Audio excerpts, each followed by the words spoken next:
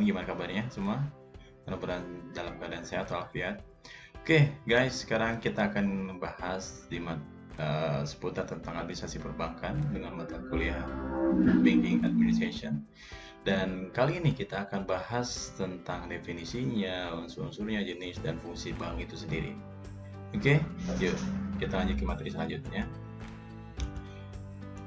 Kita akan bahas tentang yang pertama adalah pengertian jenis dan fungsi bank di Indonesia.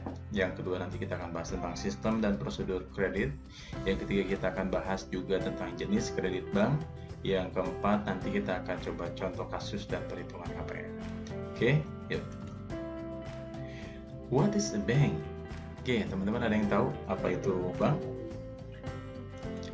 Ya, kita familiar dengan bank dan kita suka datang ke bank, kita bayar SPP, kita bayar bangunan, kita bayar uang kuliah dan segala macam. Itu semuanya transaksi tersebut dilakukan di bank. Oke, adapun pengertian bank, bank adalah lembaga perantara keuangan yang tugasnya menghimpun dan menyalurkan dana. Oke, tugasnya yaitu menghimpun. Kita menghimpun dana dari masyarakat dan menyalurkan kembali kepada dana tersebut kepada masyarakat. Oke, tujuannya apa? Satu, untuk meningkatkan taraf hidup masyarakat. Oke, itulah fungsi bank. Sekali lagi, titik poinnya adalah menghimpun perantara keuangan yang tugasnya menghimpun dan menyalurkan dana kepada masyarakat. Menghimpun dana dari masyarakat dan menyalurkan kembali kepada masyarakat. Oke, dengan tujuan akhirnya adalah meningkatkan taraf hidup untuk masyarakat itu sendiri, meningkatkan perekonomiannya. Oke, teman-teman, ini ada fungsi bank. Fungsi bank nanti ada dua, baik ada secara umum dan ada secara khusus. Fungsi secara umum yang pertama adalah mengumpulkan dana dari masyarakat. Ya, ini secara umum. Yang kedua tadi poinnya adalah menyalurkan dana ke masyarakat. Oke, ini adalah fungsi secara umum. Sekarang kita bahas tentang fungsi secara khusus. Oke, di antaranya adalah yang pertama, mendukung kelancaran mekanisme pembayaran. Oke, supporting dalam kelancaran mekanisme pembayaran. Yang kedua, mendukung kelancaran transaksi internasional. Oke, tadi mekanisme pembayaran dari pembayaran angsuran, mau pembayaran SPP, mau pembayaran listrik dan yang lain. Nah, yang kedua tadi mendukung kelancaran transaksi internasional. Kalau kita mau mengirim uang ke mancanegara atau dari luar negeri ke dalam negeri, kita menggunakan Western Union atau kita menggunakan transfer bank. Nah, itu pun dalam fungsi khusus dalam bank, antara ada kerjasama antara bank internasional dengan bank nasional yang ada di kita. Yang ketiga, fungsi bank tersebut itu penciptaan uang. Oke, yang tugasnya atau yang kita acuan dari seluruh bank atau pusat dari seluruh bank yaitu Bank Indonesia. Jadi hanya Bank Indonesia yang dapat menciptakan uang untuk bisa diedarkan ke seluruh bank yang ada di Indonesia. Oke, yang ketiga adalah fasilitas investasi. Nanti bagaimana masyarakat membeli untuk berinvestasinya atau barang-barang maupun tempat dan peralatan segala macam. Dan fungsi khusus yang selanjutnya yaitu penyimpanan barang berharga. Jadi di bank pun kita bisa menyimpan barang-barang berharga. Contohnya apa? Kita bisa berlian, surat-surat berharga, kayak sertifikat, deposito, terus surat-surat berharga lainnya, saham dan yang lain kita bisa simpan di situ. Oke, teman-teman, kita bahas ke jenis bank berdasarkan fungsi. Oke, ini ada tiga. Yang pertama bank sentral, yang kedua bank umum, dan yang ketiga adalah bank pengkreditan rakyat. Oke, bank sentral adalah bank yang bertanggung jawab atas kebijakan moneter dalam negeri. Oke, itulah bank sentral. Ya, yang kedua adalah bank umum. Bank umum merupakan memiliki fungsi menyediakan jasa lalu lintas pembayaran secara umum. Beberapa layanan disediakan bank umum, diantaranya adalah satu, menyimpan dana masyarakat, yang kedua memberi kredit pinjaman, yang ketiga menjual beli valuta asing, yang keempat menjual jasa asuransi, yang kelima jasa giro dan jasa cek. Itulah bank umum. Bank umum dapat memberikan pelayanan tersebut kepada masyarakat yang berada di dalam wilayah operasionalnya. Jadi bank umum ya pada umumnya kita menyimpan dana, memberikan kredit, kita jual beli mata uang asing kayak dolar atau yen atau won dan yang lain. Terus kita menjual jasa asuransi juga untuk mengcover pembiayaan kita, yang ada juga jasa giro juga Nanti ada jasa cek juga, itu ada di bank umum. Oke. Nah, yang terakhir adalah Bank Pekreditan Rakyat. Bank Pekreditan Rakyat atau kita kenal dengan BPR merupakan jenis bank yang tidak memberikan jasa dalam lalu lintas pembayaran. Artinya apa? Fungsi BPR ini terbatas karena tidak menerima simpanan giro, falas, dan asuransi. Ingat, yang membedakannya adalah di BPR tidak ada giro, valuta asing, maupun asuransi. Berdasarkan situs OJK, beberapa fungsi BPR diantaranya yang itu menghimpun dana masyarakat. Oke, sama kayak bank juga, tapi dia hanya sama juga menghimpun dana masyarakat. Baik itu dalam bentuk simpanan, deposito berjangka, tabungan, dan lain-lain. Sama dengan bank. Yang kedua, memberikan kredit. Sama, BPR memberikan kredit kepada masyarakat. Yang ketiga, penyediaan dana berprinsip syariah maupun konvensional, boleh. Mendapatkan dana dalam bentuk sertifikat Bank Indonesia seperti deposito, tabungan, dan lainnya. Yang tidak ada di BPR adalah simpanannya dalam bentuk giro, falas, valuta asing, dan asuransi. Oke, itu ya teman-teman bedanya antara bank sentral ya bertanggung jawab atas kebijakan moneter, bank umum pada umumnya kita bertransaksi di bank umum semuanya ada. Nah, yang ketiga adalah BPR pun sama, bisa simpan pinjam, tapi yang membedakan adalah di BPR tidak ada giro, falas, dan asuransi. Oke, yuk kita lanjut. Teman-teman, ini dalam hal kepemilikan. Ada bank pemerintah, bank swasta nasional, bank pembangunan daerah, dan bank asing. Oke, kita bahas satu-satu. Dari bank pemerintah, jelas adalah bank yang sebagian besar sahamnya dimiliki oleh pemerintah atau negara. Beberapa contohnya bank pemerintah diantaranya BRI, BTN, BNI Mandiri. Ya, itu bank BUMN yang dimiliki oleh pemerintah. Oke, yang kedua adalah bank swasta nasional. Ada bank swasta nasional adalah bank yang dimiliki pihak swasta. Sebagian besar dalam saham bank ini pun dimiliki oleh pihak swasta. Contohnya, ada BCA, ada Muamalat, ada OCBC sekarang sudah asing. Ada Bank Muamalat, ada di sebelah sana tuh. Ya contohnya itu, yang paling besar itu ada BCA, Bank Muamalat, Bank Permata. Bank Permata pun itu masih milik swasta. Oke, yang selanjutnya Bank Pembangunan Daerah. Bank Pembangunan Daerah itu adalah bank yang dimiliki oleh Pemda setempat atau pemerintahan daerah setempat. Contoh kalau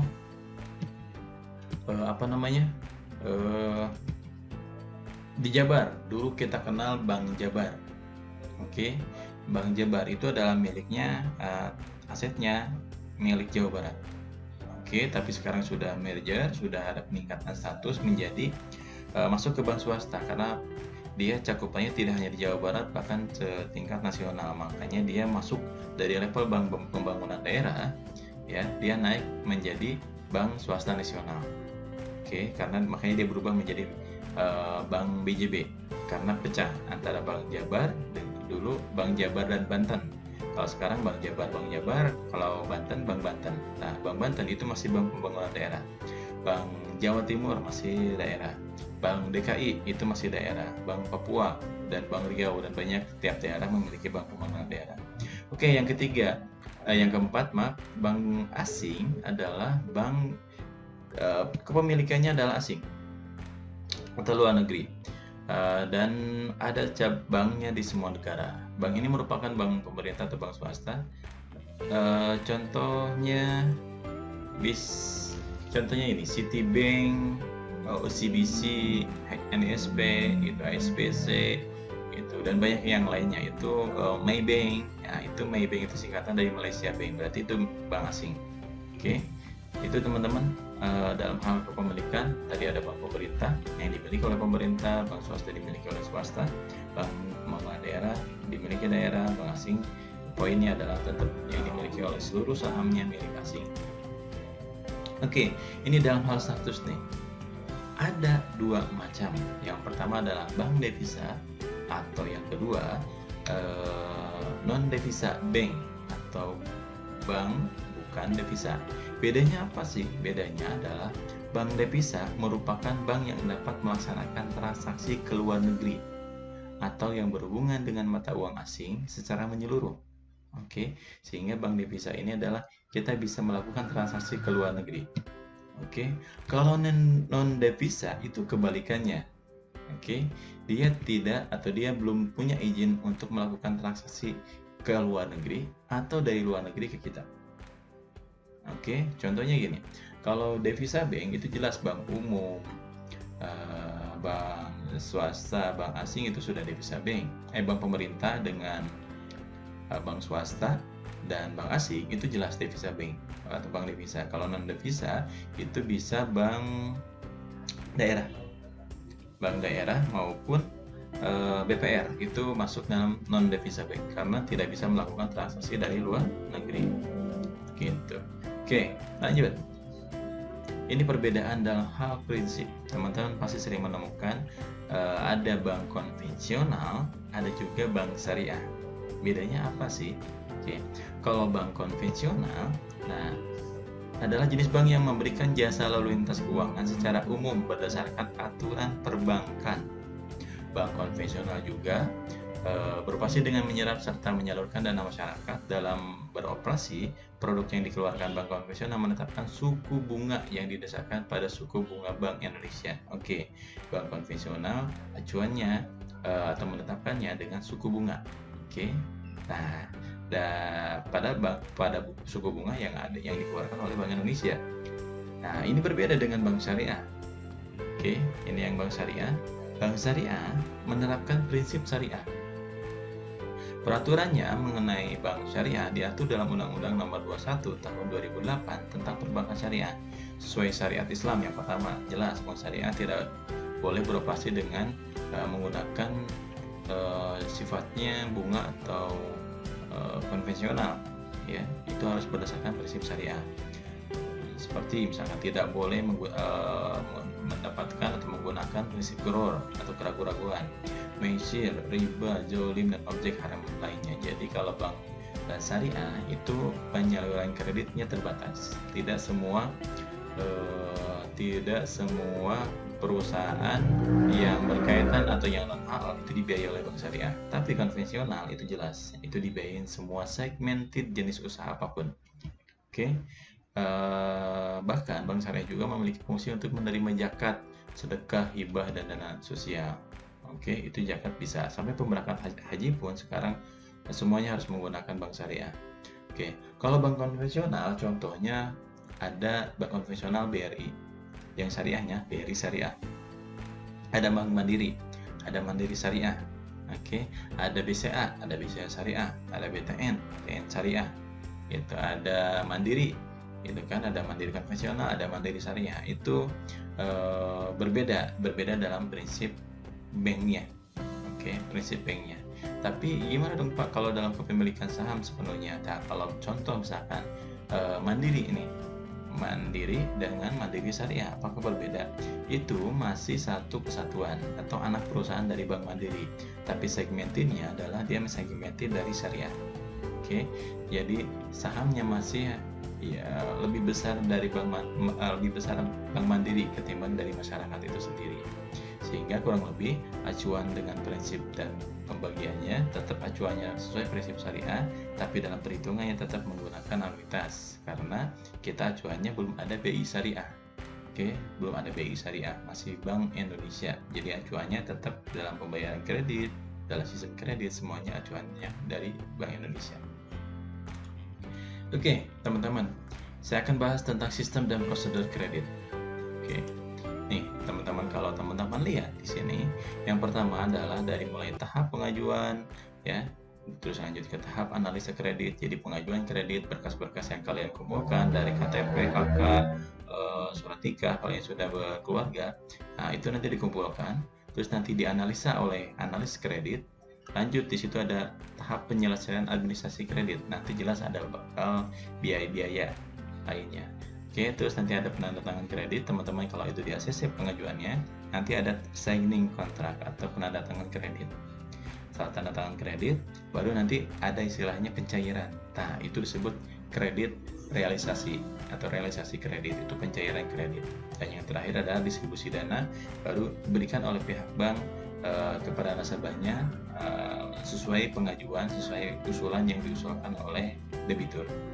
Ini teman-teman prosesnya ya dalam pengajuan kredit. Jadi tidak cepat juga, dan ini step by stepnya. Ini hampir semua bank menggunakan dan menerapkan sistemnya seperti ini.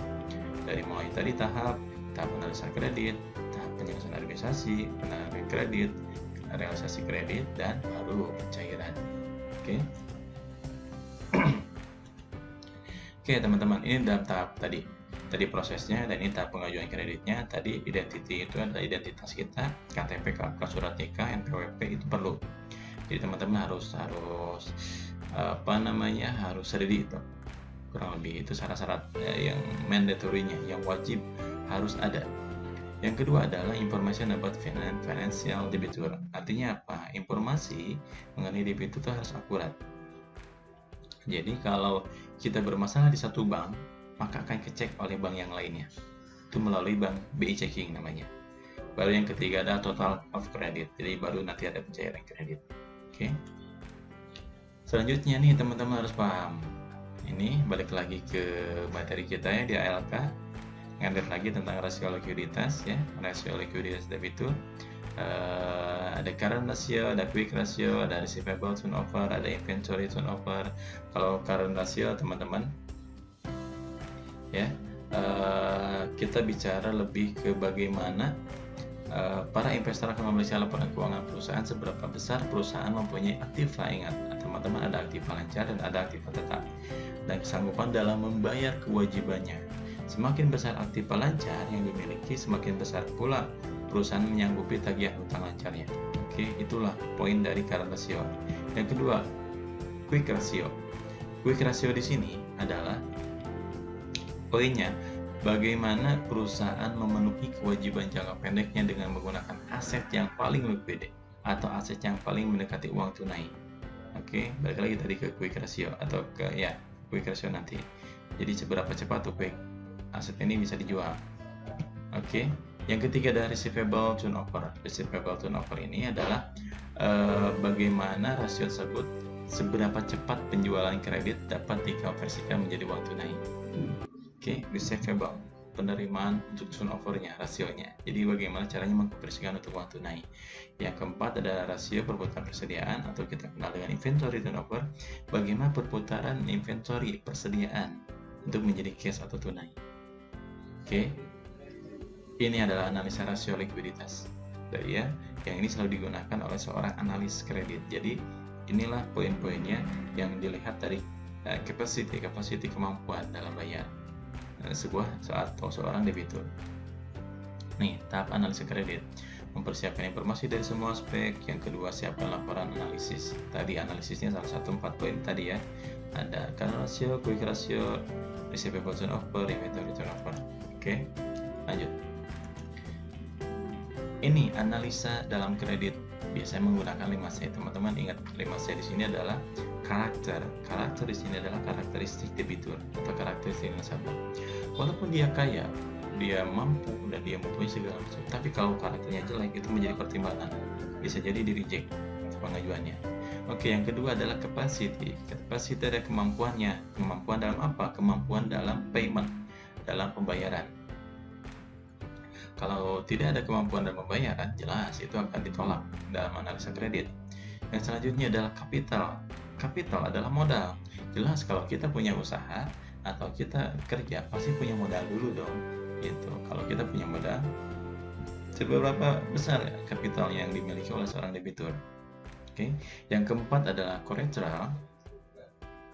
Collateral di sini adalah jaminan. Nah, nanti dilihat tadi karakternya oke, baik, kapasitasnya, kemampuannya dalam bayar ada, terus kapital modalnya oke, cukup ada gitu, dan dilihat nanti dari collateralnya. Collateral itu adalah jaminan. Kalau jaminannya biasanya rumah, sertifikat. Kalau jaminannya sertifikat atau rumahnya itu sudah SHM apa belum, sertifikat hak milik apa belum. Kalau sudah SHM, dia marketable apa belum jaminannya. Marketable. Oke, jaminannya kita nilai. Penilaian dari bank itu misalkan rumah tersebut adalah 100 juta. Nah, pencairan oleh bank itu tidak 100%, tapi biasanya 80%. 70 sampai 80%. Jadi kalau itu ditaksirnya 100 juta, itu pembiayaannya adalah, atau yang diberikan pembiayaannya adalah 80 juta. Oke, dan yang kelima adalah condition of economy. Bagaimana kita melihat, menganalisa debitur tersebut, kondisi ekonominya bagus nggak sih? Segmen dari usahanya akan panjang apa nggak sih? Gitu. Oh, kondisinya bagus nih, usahanya menjanjikan. Oke, ACC biasanya. Gitu. Ya guys, ingat 5C di sini, ini selalu digunakan juga dalam sebuah analisa kredit. Teman-teman harus paham. Atau kalian sebagai debiturnya nanti mau mengajukan kredit, teman-teman harus ada 5 poin ini. Karakter, capacity, capital, collateral, dan condition of economy. Oke. Lanjut nih, tahap penyelesaian administrasi kredit. Nah, kalau eksternal biasanya membuat akte perjanjian kredit antara bank dengan pemohon kredit. Nah, kalau ada terjadi sesuatu amit-amitnya, itu baru nanti di-cover oleh asuransi. Asuransi ini yang meng-cover pembiayaannya. Oke, yang meng-cover pembiayaannya. Makanya ini dari pihak eksternal yang membantu untuk menanggulangi kalau ada pembiayaan. Pembiayaan tersebut bisa jadi macet, maupun salah satu debiturnya mengalami musibah seperti misalkan meninggal gitu. Nah, itu nanti di-cover oleh asuransi. Nah, ini tadi eksternal, tahap penyelesaian administrasi kredit ya, tahap penyelesaian kalau ada masalah ya, itu dari eksternal. Nah, kalau sekarang dari internalnya. Jika pemohon tidak memiliki rekening bank atau bank, sebaiknya membuat rekening di bank. Jelas, ini akan syarat utama dalam membuat rekening. Yang kedua tadi penandatangan kredit perjanjian. Yang ketiga ada yaitu jaminan serah terima. Jelas, nanti jaminan yang kita miliki akan diberikan ke bank. Oke, itu serah terima jaminan. Nah, tadi ada penandatangan kredit, ada realisasi kredit ya, tadi ada distribusi dana. Yang tadi udah saya jelaskan, bahwasanya kalau kita sudah tanda tangan kredit, udah di ACC, berarti kita tinggal tanda tangan kredit, terus realisasi kredit, baru kita ada pencairan dana.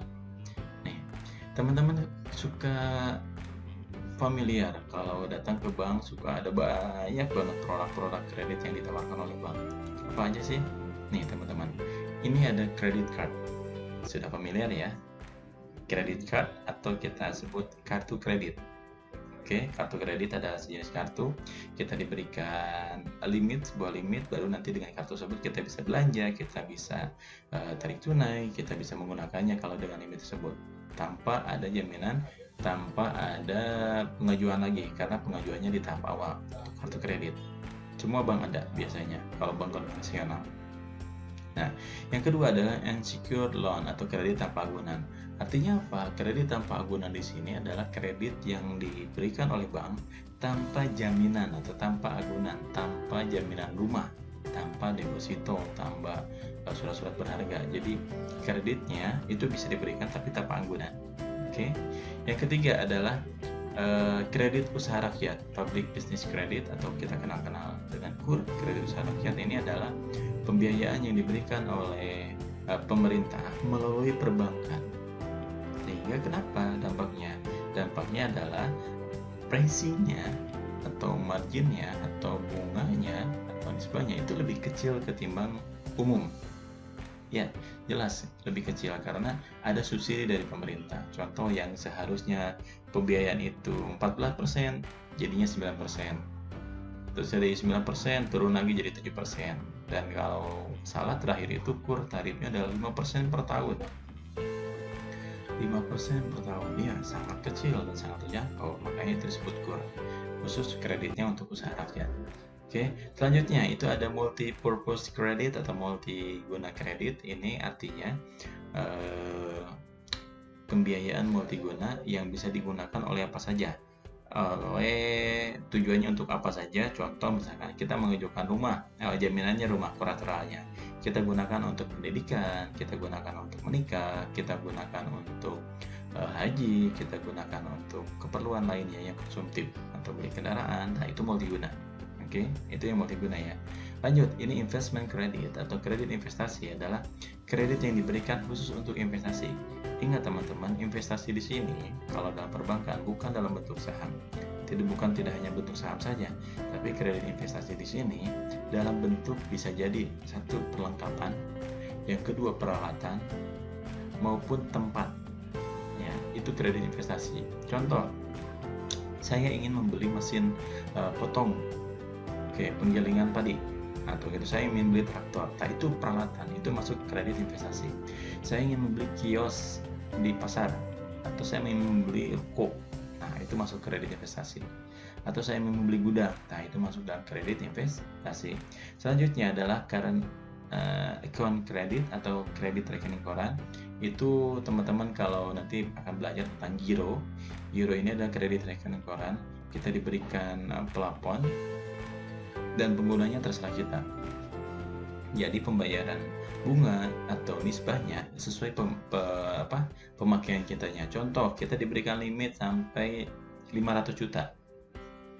Kita pakai hanya 100 juta, jadi kita dikenakan bunganya hanya 100 juta saja. Itu rekening koran. Guys, itu saja untuk sementara pengarahan pertama dan pemanasan. Kita tadi udah jelaskan pengertiannya, kita udah jelaskan jenis-jenis banknya, ada bank konvensional, bank syariah, nanti akan lebih spesifik lagi dalam produk-produknya. Ini kurang lebihnya gambaran dari what is a bank. Ya, itu adalah bank yang kalian datang, yang kalian selalu bertransaksi di situ. Jadi harus paham apa sih bedanya bank konvensional dengan bank syariah dan produk-produknya apa saja. Nanti kita akan bahas lebih spesifik lagi dengan materi yang lebih seru lagi. Pokoknya stay tune, jaga kesehatan, dan kita ketemu lagi minggu depan. Dan saya cukupkan. Wabillahi taufiq wal hidayah. Assalamualaikum warahmatullahi wabarakatuh.